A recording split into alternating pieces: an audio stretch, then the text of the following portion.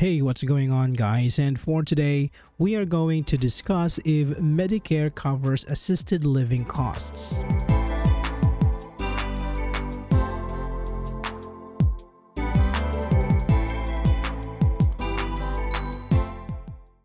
As of 2025, Medicare does not cover the costs associated with assisted living facilities.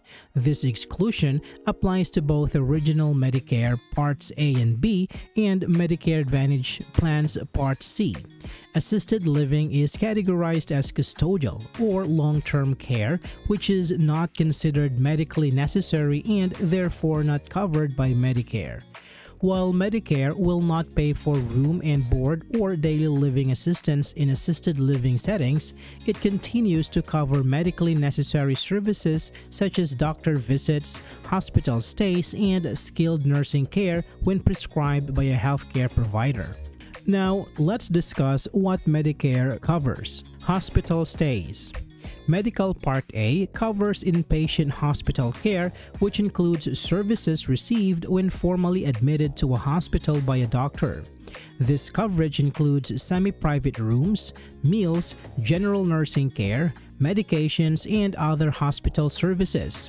The coverage period begins when admitted and ends after 60 consecutive days out of the hospital. In 2025, after meeting the deductible of $1,676, Medicare pays in full for the first 60 days of hospital stay. For the days 61 to 90, there is a daily coinsurance of $419, and beyond 90 days, Medicare offers up to 60 lifetime reserve days at $838. Doctor visits and outpatient services. Medicare Part B covers doctor visits, preventive care services, and some home health care services. It typically pays for 80% of the Medicare approved amount for these services, with the beneficiary responsible for the remaining 20% coinsurance. Part B also covers outpatient hospital services, including emergency room care, laboratory tests, and certain medications related to outpatient care. This part of Medicare is essential for maintaining ongoing health care needs outside of hospital stays. Skilled nursing facility care. Medicare Part A covers short-term stays in skilled nursing facilities under specific conditions. To qualify, an individual must have spent at least 3 consecutive days as a hospital inpatient within 30 days of entering the SNF. Medicare covers up to 100 days of SNF care per benefit period. The first 20 days are covered in full after meeting the deductible, and from days 21 to 100, there is a daily copayment of $209 in 2025. This coverage is crucial for recovery and rehabilitation following a hospital stay. So, what are some alternative payment options for assisted living? First is personal savings. Many individuals rely on personal savings or retirement funds to cover the cost of assisted living. This can include using assets such as retirement accounts, investments, or selling a home.